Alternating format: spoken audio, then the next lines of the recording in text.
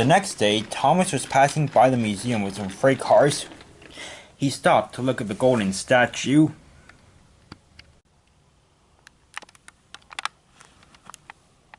I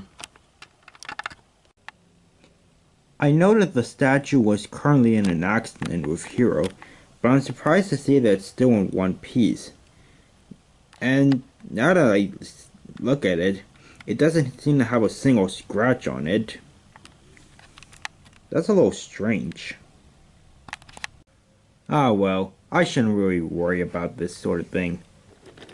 And Thomas continued up the hill to Upper Titmouth.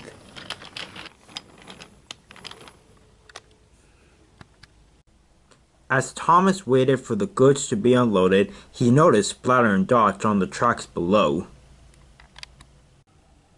"Hey guys, what's up?" said Thomas. "Oh, hey Thomas," said Dodge. We were actually hoping we could speak to you about something." "Go right ahead." "Well," said Splatter, "we were wondering if you needed our help with anything." "Well, not at the moment. I mean, this train's gonna be unloaded and I'll be out of here pretty soon, so..." "Well, we're not really talking about the train you're pulling," said Dodge. "We're just wondering if you, maybe need help renting your branch line or something." Not at the moment. No, not really." "Well, if you ever need any sidekicks or anything, or just someone to help run your branch line while you're working elsewhere, we'll always be willing to help." "Okay, I'll keep that in mind," said Thomas, and he puffed away. "I think that went pretty well," said Splatter. On the other side of the island, Stanley was leaving the oil depot with some tankers. He passed by the sheds where Splatter and Dodge were resting in the sidings. Then there was trouble. As Stanley approached the junction, Flora came out of the quarry mine tunnel. Stanley swerved into a siding to avoid hitting Flora. Flora, meanwhile, braked so hard that her front wheels came off the rails. Stanley, meanwhile, couldn't stop and he slid off the end of the track and ran into Boulder Mountain. Splatter and Dodge had seen the whole thing and they hurried over as quickly as they could.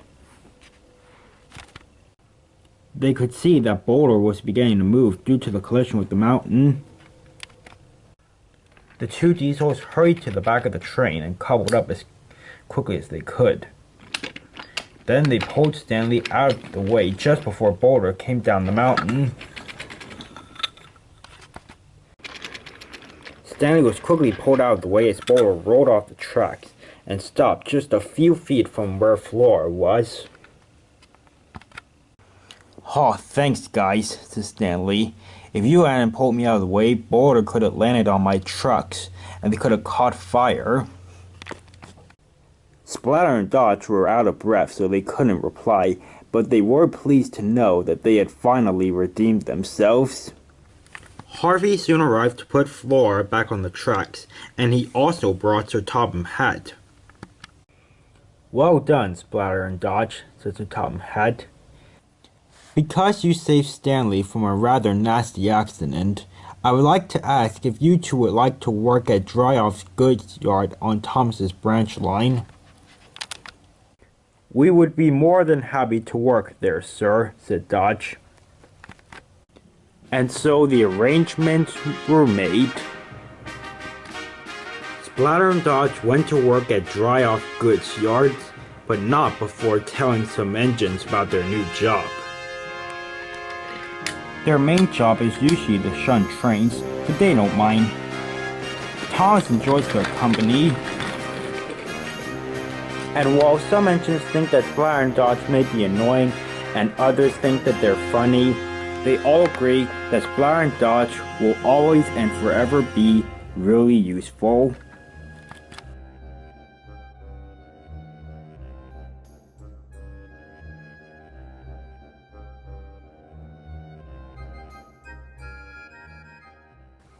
Sir Topham Hatt was standing near the airport junction when Edward pulled up. "Sir, could I speak to you about something?" "Oh, sure." What is it, Edward? Well, sir, after the recent accidents that Splatter and Dodge have been causing, I've been thinking that you might need to get some more rolling stock. Yes, I have been considering getting some new rolling stock for a while now. Well, okay then, said Edward. Just try not to get some more troublesome trucks. Try getting some trucks that will actually be nice and do their work for once. I'll try, said Sir Topham Hatt. Sir Topham Hatt stepped aside and Edward puffed away.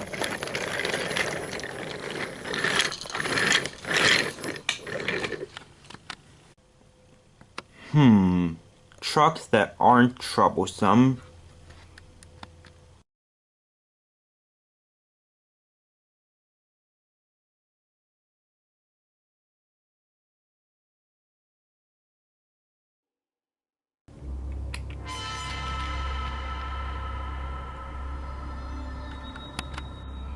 I can't understand why Sir Topham Hatt would make me help rebuild this shed when Splatter and Dodge were the ones who blew it up.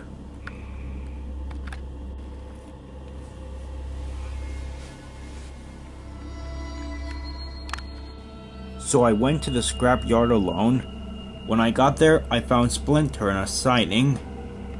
I was just about to make my escape with him when Splatter and Dodge and Travis surrounded me. What did you do, Oliver? Splatter, Dodge, why don't you tell Lady what happened next? You were there when it happened.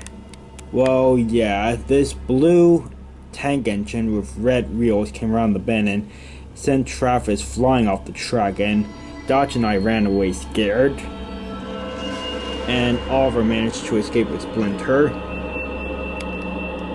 We never got a chance to say this, but we're sorry we tried to scrap you, Oliver. Same goes for you, Splinter. Apology accepted. Working for Diesel 10 was okay and all, but it feels great to be working for Sir Topham Hatt. Yeah, we like being useful engines here on the Sodor Railway.